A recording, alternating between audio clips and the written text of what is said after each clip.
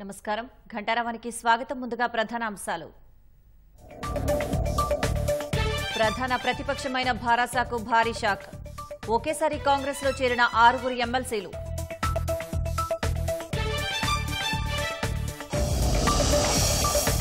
కేసీఆర్లా కేంద్రంతో ఘర్షణ పడబోమన్న CM. Group 1 పోస్టుల భర్తీపై కుట్రలు సాగనివ్వమని స్పష్టీకరణ.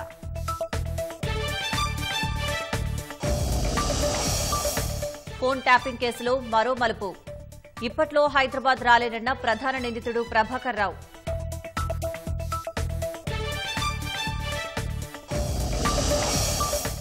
తెలుగు రాష్ట్రాల సీఎంల భేటీ కోసం అధికారుల సన్నద్దం.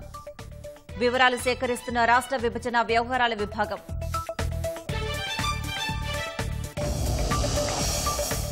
బ్రిటన్ సార్వత్రిక ఎన్నికల్లో దూసుకుపోతున్న లేబర్ పార్టీ.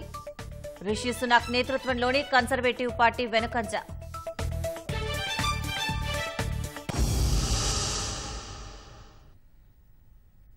రాష్ట్రంలో ప్రధాన ప్రతిపక్షమైన భారాసాకు భారీ షాక్ తగిలింది.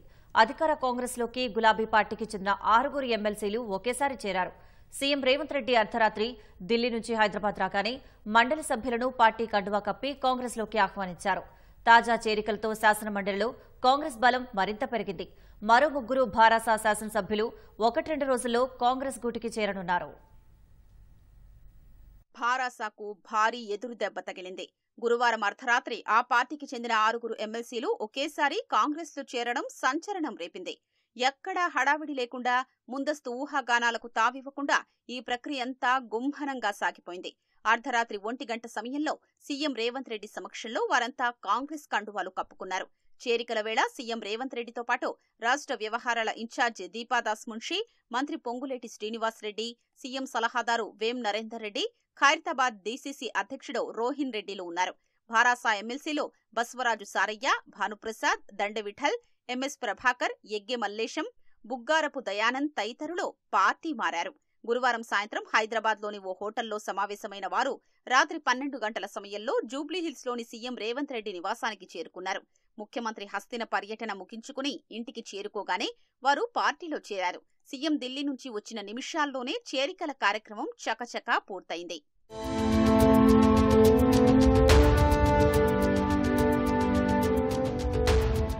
ఇప్పటికే 6 భారాసా ఎమ్మెల్యేలు కాంగ్రెస్లో చేరారు. వారిలో దానం నాగేందర్, కడియం శ్రీహరి, తెల్లం వెంకట్రావు, పోచారం శ్రీనివాసరెడ్డి, సంజయ్ కుమార్, కాలే యాదయ్య ఉన్నారు. మండలి చైర్మన్ గుత్తా సుఖేందర్ రెడ్డి కుమారుడు అమిత్ కూడా ఆ పార్టీ గూటికి చేరారు. తమ నేతలు పార్టీని వీడడంతో ఇప్పటికే భారాసా ఇబ్బంది పడుతోంది.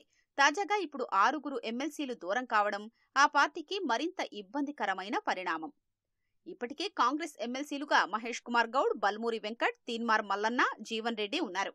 పట్నం మహేందర్ రెడ్డి, కూచుకుళ్ల దామోదర్ రెడ్డి గతంలో చేరగా తాజాగా 6 ఎమ్మెల్సీలు కాంగ్రెస్ గూటికి చేరడంతో మండలిలో అధికార పార్టీ బలం మరింత పెరిగింది. ఇటీవల భారాసా ఎమ్మెల్యేల చేరికతో కాంగ్రెస్ బలం 71కి చేరింది. మరో 3 గులాబీ పార్టీ ఎమ్మెల్యేలు కాంగ్రెస్లో చేరనున్నట్లు తెలుస్తోంది.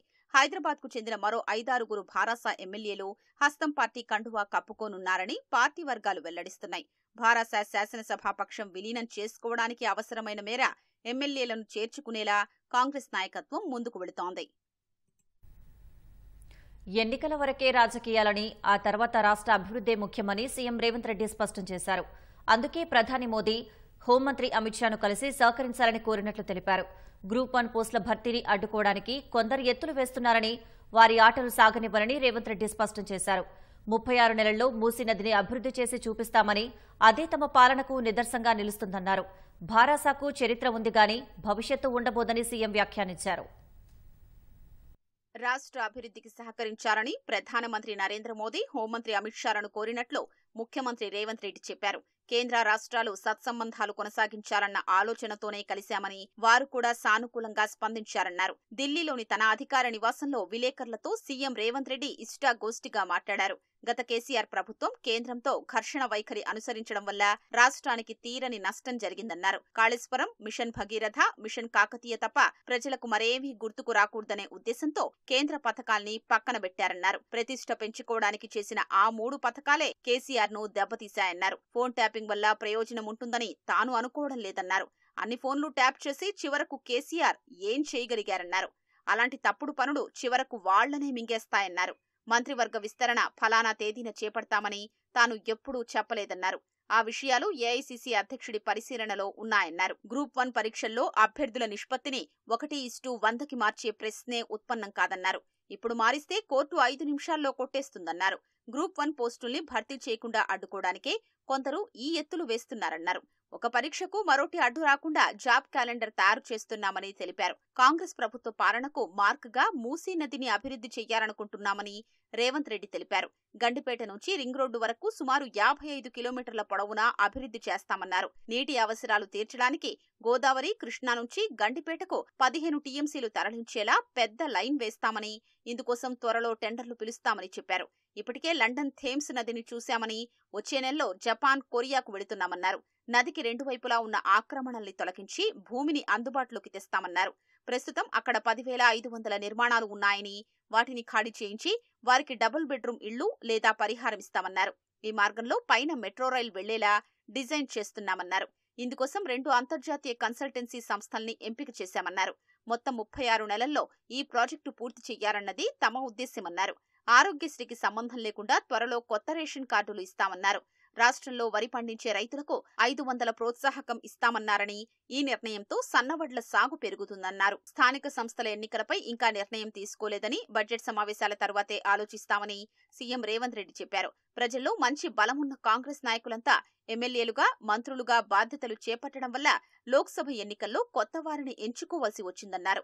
ప్రజల్లో గుర్తింపున్న నాయకులు, అభ్యర్థులు ఉండడం వల్లే భాజపాకు ఎక్కువ సీట్లు వచ్చాయన్నారు. ఈవీఎంలను తారుమారు చేయడానికి అవకాశం ఉందనిపిస్తోందని అభిప్రాయపడ్డారు. డిస్ట్రిబ్యూషన్ సెంటర్ వద్ద ఉంచినప్పుడు పెద్దగా బందోబస్తు ఉండదని, అక్కడ అవకతవకలు చేయడానికి అవకాశం ఉందని వ్యాఖ్యానించారు. లోక్సభలో భారాసాకు ఒక్క సీటు కూడా లేదని, ఆ పార్టీకి చరిత్ర ఉంది గాని భవిష్యత్తు లేదన్నారు. గవర్నర్ కోటా ఎమ్మెల్సీ పదవులకు గత భారాస ప్రభుత్వం, అలాగే తమ సర్కార్ చేసిన సిఫార్సులన్నింటినీ రద్దు చేసి కొత్తగా ప్రతిపాదనలు పంపుతామని, దానివల్ల సమస్యలన్నీ పరిష్కారమవుతాయన్నారు. తెలుగు రాష్ట్రాల ముఖ్యమంత్రుల సమావేశం కోసం రాష్ట్ర విభజన వ్యవహారాల విభాగం అవసరమైన వివరాలు, సమాచారం సిద్ధం చేస్తోంది. రేపు జరగనున్న భేటీలో విభజన అంశాలతో పాటు 2 రాష్ట్రాల మధ్య ఉన్న వివిధ అంశాలు ప్రస్తావనకు రానున్నాయి. విభజన చట్టం 9, 10 షెడ్యూల్లోని సంస్థతో పాటు ఆర్థికపరమైన, ఉద్యోగుల అంశాలపై చర్చ జరగనుంది. భద్రాచలాన్ని ఆనుకుని ఉన్న 5 విలీన గ్రామాలను ఏపీ నుంచి తెలంగాణకు బదలాయించాలన్న అంశం కూడా ప్రస్తావనకు రానుంది. తెలంగాణ, ఆంధ్రప్రదేశ్ రాష్ట్రాలకు సంబంధించి శనివారం కీలకమైన సమావేశం జరగనుంది. 2 రాష్ట్రాల మధ్య ఉన్న సమస్యలు, అంశాన్ని సుహృద్భావ వాతావరణంలో పరిష్కరించుకునేందుకు ముఖ్యమంత్రుల భేటీ జరగనుంది. హైదరాబాద్లోని మహాత్మా జ్యోతిరావు పూలే భవన్లో ఇరు రాష్ట్రాల ముఖ్యమంత్రులు చంద్రబాబు నాయుడు, రేవంత్ రెడ్డి సమావేశం కానున్నారు. రాష్ట్ర విభజన సమయం నుంచి 2 రాష్ట్రాల మధ్య ఉన్న సమస్యలు, అపరిష్కృతంగా ఉన్న అంశాలపై సమావేశంలో చర్చ జరిగే అవకాశం ఉంది. ముఖ్యమంత్రి రేవంత్ రెడ్డి ఆదేశాల మేరకు విభజన వ్యవహారాల విభాగం అవసరమైన సమాచారం, వివరాలు సిద్ధం చేస్తోంది. ఆయా శాఖల నుంచి అవసరమైన సమాచారాన్ని సేకరిస్తోంది.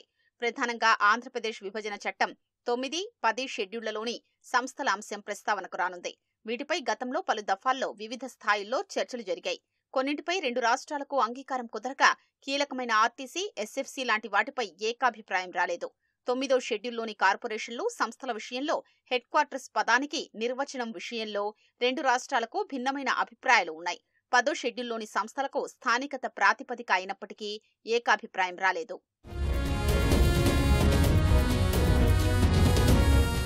హైదరాబాద్ నగరంలోని భవనాలు, క్వార్టర్స్ అంశంపై కూడా చర్చకొచ్చే అవకాశం ఉంది. లేక్ వ్యూ అతిథి గృహం, సిఐడి కార్యాలయం, హెర్మిటేజ్ కాంప్లెక్స్ ఏపీ అవసరాల కోసం కేటాయించారు.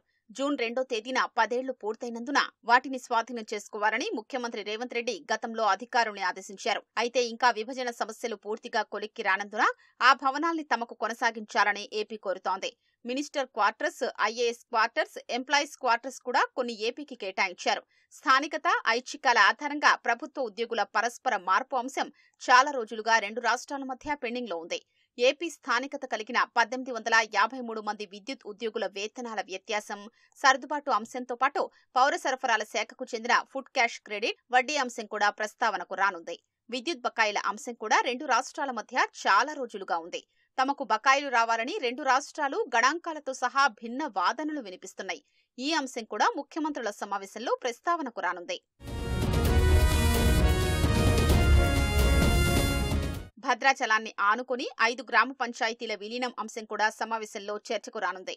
ఏపీలో విలీనమైన ఏటపాక, గుండాల, పురుషోత్తమపట్నం, కన్నయ్యగూడెం, పిచుకలపాడు గ్రామ పంచాయతీల్ని స్థానికంగా ఉన్న ఇబ్బందులు, అన్ని అంశాల్ని పరిగణలోకి తీసుకుని భద్రాచలంలో కలపాలన్న డిమాండు ఎప్పటినుంచో ఉంది. గతంలోనే 5 పంచాయతీలు తీర్మానాలు కూడా చేశాయి. 2 ముఖ్యమంత్రుల సమావేశంలో ఈ విషయమై సానుకూల నిర్ణయం తీసుకుని 5 పంచాయతీల్ని భద్రాచలంలో కలిపేలా నిర్ణయం తీసుకోవాలని మంత్రి తుమ్మల నాగేశ్వరరావు సీఎం రేవంత్ రెడ్డికి లేఖ రాశారు. తుమ్మల లేఖ నేపథ్యంలో తగిన చర్యలు చేపట్టాలని, వివరాలు తీసుకోవాలని ముఖ్యమంత్రి అధికారుల్ని ఆదేశించారు. సీఎం ఆదేశాల మేరకు 5 గ్రామ పంచాయతీలకు సంబంధించి రెవెన్యూ శాఖ నివేదిక సిద్ధం చేస్తోంది. విభజన సమస్యలపై చర్చించేందుకు హైదరాబాద్ రానున్న ఏపీ సీఎం చంద్రబాబుకు స్వాగతం పలుకుతూ పెద్ద ఎత్తున హోర్డింగ్లు, ఫ్లెక్సీలను తెదేపా శ్రేణులు ఏర్పాటు చేశాయి. నిజం గెలిచింది, జై తెలుగుదేశం, వెల్కమ్ టు సీబీఎన్ పేరుతో ఫ్లెక్సీలు దర్శనమిస్తున్నాయి. ఇరు రాష్ట్రాల మధ్య పరిష్కరించుకోవాల్సిన అంశాలపై శనివారం ప్రజాభవన్లో 2 సీఎంలు చర్చించుకోనున్నారు.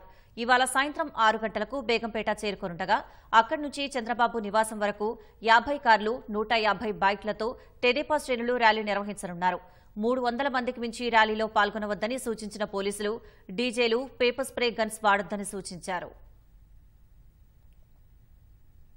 సోయిలేనితనం కారణంగా తెలంగాణ మొదటి నుంచి ఆగమైందని, తమ హక్కులను కాపాడుకునే దిశగా ఎప్పటికప్పుడు ప్రజల్లో చైతన్యాన్ని నింపడానికి కవులు, రచయితలు ముందుండాలని భారాస అధినేత కేసీఆర్ కోరారు.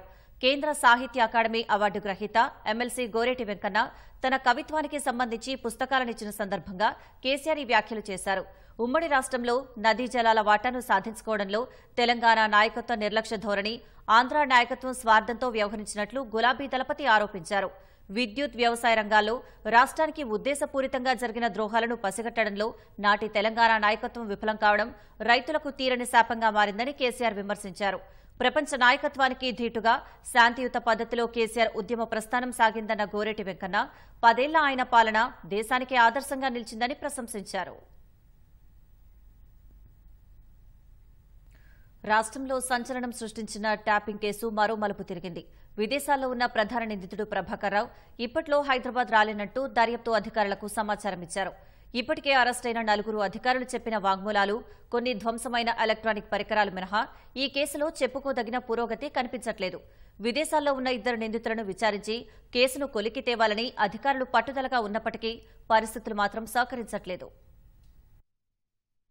ఫోన్ ట్యాపింగ్ కేసు నమోదై 4 నెలలు కావస్తున్నా దర్యాప్తులో మాత్రం ఆశించిన పురోగతి కనిపించట్లేదు. ప్రధాన నిందితుడైన ఎస్ఐబి మాజీ ఓఎస్టీ ప్రభాకర్ రావు, మరో నిందితుడు శ్రవణ్ రావు విదేశాల్లో ఉండటమే జాప్యానికి కారణం. దర్యాప్తులో ఇప్పటి వరకు వెల్లడైన అంశాలను బట్టి ప్రభాకర్ రావు ముఠా అడ్డగోలుగా ఫోన్ ట్యాపింగ్లకు పాల్పడింది. తామే అనుమతి ఇచ్చుకొని తామే ట్యాపింగ్ చేయడం ఎక్కడా ఉండదు. అత్యవసర పరిస్థితుల్లో అనుమతి ఇవ్వొచ్చనే వెసులుబాటును అడ్డుపెట్టుకుని ప్రభాకర్ రావు చెలరేగిపోయారు. హైకోర్టు న్యాయమూర్తితో పాటు ఆయన భార్య, ప్రస్తుత ఇంటెలిజెన్స్ చీఫ్ శివధర్ రెడ్డి వంటి సీనియర్ అధికారి ఫోన్లను సైతం ట్యాపింగ్ చేయడమే ఇందుకు ఉదాహరణ. రాజకీయాలతో సంబంధం లేని వ్యక్తులపైన నిఘా పెట్టారంటే దుర్వినియోగం ఏ స్థాయిలో జరిగిందో అర్థమవుతోంది. ట్యాపింగ్ కేసు తీవ్రంగా ఉన్నప్పటికీ దర్యాప్తు మాత్రం ఊహించిన స్థాయిలో ముందుకు సాగట్లేదు. ప్రభాకర్ రావు స్వదేశానికి తిరిగి వచ్చేదాకా కేసులో పురోగతి ఉండే అవకాశం లేదు. వైద్య చికిత్స కోసం ప్రభాకర్ రావు అమెరికా వెళ్లిన తర్వాత ఆయన బాగోతం బయటపడింది. దాంతో తాను పారిపోలేదని, జూన్ 26 నాటికి తిరిగి వచ్చి దర్యాప్తునకు సహకరిస్తానని న్యాయస్థానంలో ఆయన తరపున మెమో దాఖలు చేయించారు. చెప్పిన గడువులోగా రాకపోగా చికిత్స కోసం మరికొన్ని రోజులు విదేశాల్లోనే ఉండాల్సి వస్తుందని 2 రోజుల క్రితం అధికారులకు ఈమెయిల్ ద్వారా ప్రభాకర్ రావు సమాచారమిచ్చారు. ఇటువంటి పరిస్థితిని ముందే ఊహించిన అధికారులు ప్రభాకర్ రావుపై బ్లూ కార్నర్ నోటీస్ జారీ చేయించేందుకు ప్రయత్నించారు. అయితే స్థానిక పోలీసులు పంపించిన విజ్ఞప్తి సీబీఐ వద్దనే ఇంకా పెండింగ్లో ఉంది. ఇది ఇంటర్పోల్ కి వెళ్లడానికి, దాన్ని పరిశీలించి నిర్ణయం తీసుకోవడానికి చాలా సమయం పడుతుంది. అన్నింటికీ మించి కేసు నమోదు కాకముందే ప్రభాకర్ రావు దేశం దాటేశారు. అంతకుముందు సైతం చికిత్స కోసం పలుమార్లు విదేశాలకు వెళ్లారు. ఈ కారణంగా ఆయన పరారీలో ఉన్నారని నిర్ధారించడం అంత సులభం కాదు. పరారీలో లేనప్పుడు ఇంటర్పోల్ లాంటి సంస్థ బ్లూ కార్నర్ నోటీసు ఇచ్చేందుకు అంగీకరిస్తుందో లేదో అన్నది అనుమానమే. దీన్ని బట్టి ప్రభాకర్ రావు ఇప్పట్లో తిరిగి రావడం, రప్పించడం సాధ్యమయ్యేలా కనిపించట్లేదు. దర్యాప్తు అధికారులు మరో ప్రయత్నంగా ప్రభాకర్ రావు పాస్పోర్టును జప్తు చేయాలని రీజనల్ పాస్పోర్ట్ అధికారికి లేఖ రాశారు. విదేశాల్లో దాగిన నిందితులను రప్పించేందుకు ఇదో మార్గం. ఎర్రచందనం స్మగ్లర్ ఎర్రగంగిరెడ్డిని ఇలానే స్వదేశానికి రప్పించారు. కానీ ప్రభాకర్ రావు పాస్పోర్ట్ రద్దు చేయించడం అంత సులభంగా అయ్యేలా కనిపించట్లేదు. తాను చికిత్స కోసం అమెరికాలో ఉన్నానని, పారిపోలేదని దర్యాప్తు అధికారులకు ఎప్పటికప్పుడు సమాచారం ఇస్తూనే ఉన్నానని వాదించే పక్షంలో ఆయన పాస్పోర్టు రద్దు చేసేందుకు విదేశీ వ్యవహారాల శాఖ అంగీకరించకపోవచ్చు. ఎలా చూసినా ప్రభాకర్ రావు ఇప్పట్లో తిరిగి వచ్చే అవకాశాలు కనిపించకపోవడంతో దర్యాప్తు పురోగతిపైన అయోమయం నెలకొంది. ఇక విదేశాల్లో ఉన్న మరో నిందితుడు శ్రవణ్ రావు సైతం ఇప్పట్లో తిరిగి వచ్చే పరిస్థితి లేదు. సంచలనం సృష్టిస్తున్న ఫోన్ ట్యాపింగ్ కేసు దర్యాప్తు ఇప్పట్లో వేగం పుంజుకునేలా లేదు.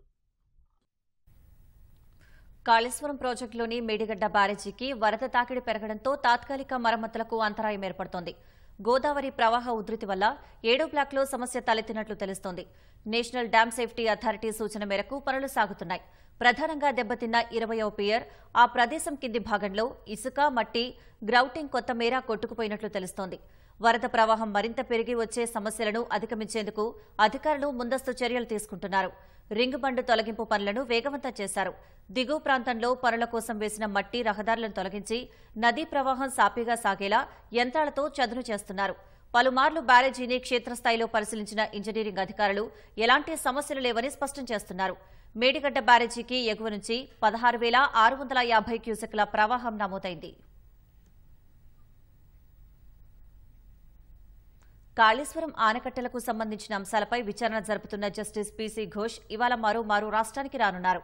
మేడిగడ్డ, అన్నారం, సుందిళ్ల ఆనకట్టలకు సంబంధించిన నీటిపారుదల శాఖ ఇంజనీర్లను కమిషన్ ఇప్పటికే విచారించింది. నిర్మాణ సంస్థల ప్రతినిధుల నుంచి సమాధానాలు రాబట్టింది. అందరినీ అఫిడవిట్లు దాఖలు చేయాలని ఆదేశించారు. అఫిడవిట్ల దాఖలుకు గడువు ఇప్పటికే ముగిసింది. వచ్చిన అఫిడవిట్లు అన్నింటినీ పూర్తి స్థాయిలో విశ్లేషించిన తర్వాత తదుపరి ప్రక్రియ చేపట్టనున్నారు. వాటిలోని సమాచారం, వివరాల ఆధారంగా అవసరమైన వారికి నోటీసులు జారీ చేయనున్నారు. బహిరంగ విచారణకు సైతం కమిషన్ సిద్దమవుతోంది. ఈ దఫాలో జస్టిస్ పీసీ ఘోష్ 10 రోజుల పాటు ఇక్కడే ఉంటారనే సమాచారం. పరిస్థితులను బట్టి కొన్ని పర్యటనలకు వెళ్లవచ్చని అంటున్నారు. ఎగ్జిట్ పోల్స్ అంచనాలకు అనుగుణంగానే బ్రిటన్ సార్వత్రిక ఎన్నికల్లో ప్రతిపక్ష లేబర్ పార్టీ దూసుకుపోతోంది. కౌంటింగ్ మొదలైన కాసేపటికే లేబర్ పార్టీ తొలి విజయాన్ని నమోదు చేసుకుంది. సుందర్లాండ్లో 18,847 ఓట్ల మెజార్టీతో గెలుపొందింది. లేబర్ పార్టీ ఇప్పటి వరకు 65 సీట్లు కైవసం చేసుకోగా రిషి సునాక్కు చెందిన కన్సర్వేటివ్ పార్టీ కేవలం 3 స్థానాల్లో మాత్రమే గెలుపొందింది. మొత్తం 650 సీటున్న బ్రిటన్ పార్లమెంటులో లేబర్ పార్టీ 130కి పైగా స్థానాల్లో ముందంజలో ఉంది. ఆ party chief Keir Starmer Holborn Saint Pancras స్థానంలో గెలుపొందారు. రిషి సునాక్ కన్సర్వేటివ్ పార్టీ 30 చోట్ల లీడింగ్లో కొనసాగుతోంది. బ్రిటన్లో ప్రభుత్వ ఏర్పాటుకు 326 సీట్లు సాధించాల్సి ఉంటుంది. భారత సంతతికి చెందిన బ్రిటన్ ప్రధాని రిషి సునాక్ సారథ్యంలోని కన్సర్వేటివ్ పార్టీకి సార్వత్రిక ఎన్నికల్లో ఘోర పరాభవం తప్పదని ఎగ్జిట్ పోల్స్ ఇంతకుముందు అంచనా వేశాయి. 14 ఏళ్ల తర్వాత ప్రతిపక్ష లేబర్ పార్టీ ఘన విజయం సాధించనుందని పేర్కొన్నాయి. లేబర్ పార్టీకి 410 సీట్లు వస్తాయని, కన్జర్వేటివ్స్ పార్టీ కేవలం 131 సీట్లకే పరిమితమవుతుందని ఎగ్జిట్ పోల్స్ అంచనా వేశాయి. లేబర్ పార్టీకి 170 సీట్ల మెజారిటీ వస్తుందని పేర్కొన్నాయి. బ్రిటన్ కాలమాన ప్రకారం రాత్రి 10 గంటలకు పోలింగ్ ముగిసింది. బ్రిటన్లో మొత్తం 6.7 కోట్ల మంది ఓటర్లు ఉండగా వారి కోసం 40,000 పోలింగ్ బూత్లను ఏర్పాటు చేశారు. రిచ్మండ్లో రిషి సునాక్ తన సతీమణి అక్షతా మూర్తితో కలిసి ఓటు హక్కు వినియోగించుకున్నారు. ఉత్తర లండన్లో లేబర్ పార్టీ నేత కీర్ స్మార్టర్ తన భార్య విక్టోరియాతో కలిసి ఓటు వేశారు. ఈసారి పోలింగ్ తక్కువగా నమోదైంది.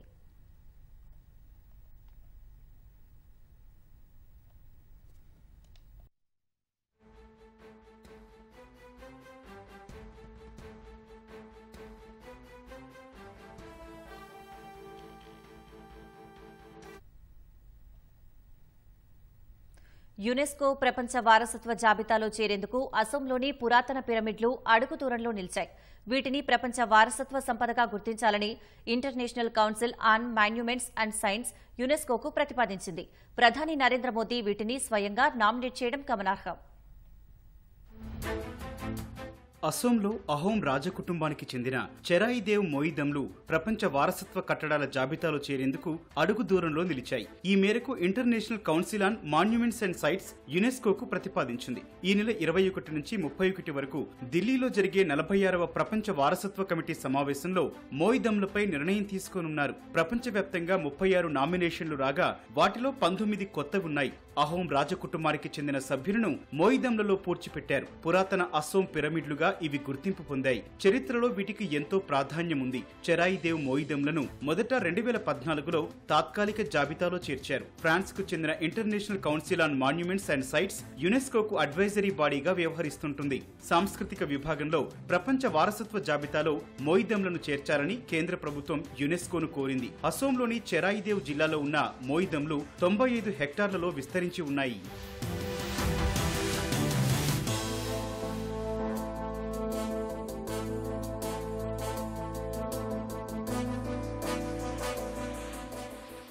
అసోంలోని చెరాయిదేవ్ జిల్లాలో ఉన్న మోయిదమ్లు అహోం రాజులు రాణులకు సంబంధించిన సమాధులు. మోయిదమ్లలో థాయ్ అహోంల సంప్రదాయాలు ప్రతిబింబిస్తున్నాయని International Council on Monuments and Sites పేర్కొంది. భారీ వర్షాలు, నేల కోతకు గురవడం వంటి అంశాలు మోయిదమ్లపై ప్రతికూల ప్రభావం చూపుతున్నాయని తెలిపింది. నేల కోతను అడ్డుకునేందుకు పనులు కూడా జరుగుతున్నాయని నివేదికలో పేర్కొంది. International Council on Monuments and Sites కు చెందిన బృందం గతేడాది అక్టోబర్ 5 నుంచి 11 మధ్య చెరాయిదేవ్ జిల్లాలో పర్యటించింది. ఈ పిరమిడ్లను భారత పురాతత్వ శాఖతో పాటు అసోం ప్రభుత్వానికి చెందిన పురాతత్వ శాఖలు సంయుక్తంగా నిర్వహిస్తున్నాయి. థాయ్ అహోంలు 13వ శతాబ్దంలో అసోంకు వలస వచ్చారు. చెరాయిదేవ్ను రాజధానిగా చేసుకుని పాలన సాగించారు. అక్కడ రాజకుటుంబానికి చెందిన సభ్యుల అంత్యక్రియలు చేసేందుకు మోయిదమ్లను నిర్మించుకున్నారు. 19వ శతాబ్దం వరకు వాటి నిర్మాణాలను కొనసాగించారు.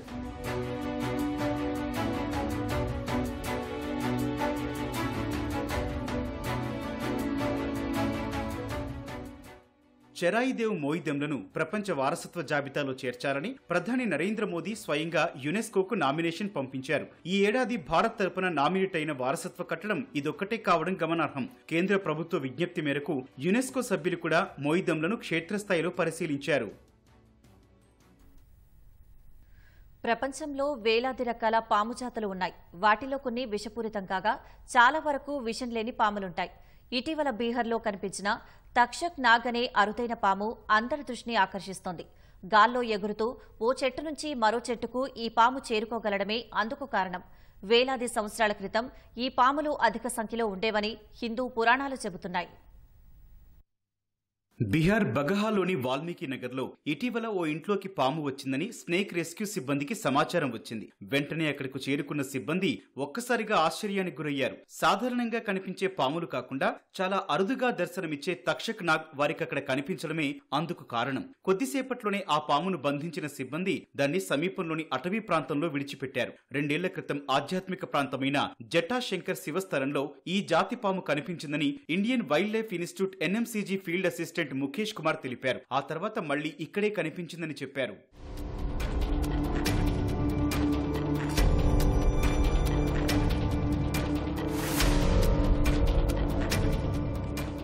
తక్షక్ నాగును అడవిలో వదిలేసిన వెంటనే అది వేగంగా ఓ చెట్టుపైకి ఎక్కింది. ఈ పామును ఫ్లయింగ్ స్నేక్ లేదా గ్లిడింగ్ స్నేక్ అని కూడా పిలుస్తారు. తక్షక్ నాగ్ జాతి పాములు దాదాపు 12 నుంచి 15 అడుగుల ఎత్తైన చెట్లపై నివసిస్తాయని ముఖేష్ కుమార్ చెప్పారు. చెట్లపైకి చకచకా ఎక్కగలవని, ఒక చెట్టు నుంచి మరో చెట్టుకి ఎగురుతూ చేరుకోగలవని తెలిపారు. సాధారణంగా వర్షాకాలంలో ఈ పాములు కనిపిస్తాయని, ఇవి అంత విషపూరితం కావని ముఖేష్ కుమార్ చెప్పారు. ఇవి కాటు వేసినా చాలా వరకు ప్రాణాలు కోల్పోయే ప్రమాదం ఉండదని, తలనొప్పి, కడుపు నొప్పి, తల తిరగడం వంటివి జరుగుతాయని పేర్కొన్నారు. వ్యక్తి ఆరోగ్య స్థితిని బట్టి ప్రాణాపాయం ఉండొచ్చని చెప్పారు. హిందూ పురాణాల్లో ఈ తక్షక్ నాగ్ ప్రస్తావన ఉంటుంది. పరీక్షిత్ మహారాజును ఈ పామే కాటు వేసి ప్రాణాలు తీసినట్లు చెబుతారు.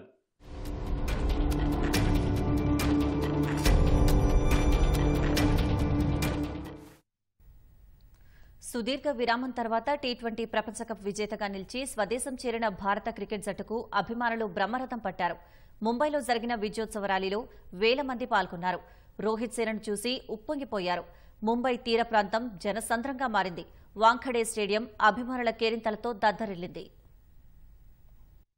17 సుదీర్ఘ నిరీక్షణకు తెరదించుతూ టీ20 ప్రపంచ కప్ సాధించి విశ్వవేదికపై భారత కీర్తి పతాకాన్ని ఎగరవేసిన టీమిండియా ముంబై మెరైన్ రోడ్లో భారీ విజయోత్సవ ర్యాలీ నిర్వహించింది. World cup winners open top బస్లో నిల్చొని రోడ్ షో చేశారు. నారీమన్ పాయింట్ నుంచి వాంకడే స్టేడియం వరకు గంటన్నర పాటు రోడ్ షో సాగింది. ఫ్యాన్స్ మువ్వన్నెల జెండాలను ప్రదర్శిస్తూ సందడి చేయగా ఆటగాళ్లు ట్రోఫీతో వారికి అభివాదం చేస్తూ ముందుకు సాగారు. క్రికెటర్లు అభిమానులను ఉత్సాహపరచగా తమ అభిమాన క్రికెటర్లను తమ చెరవానుల్లో బంధించేందుకు ఫ్యాన్స్ పోటీ పడ్డారు.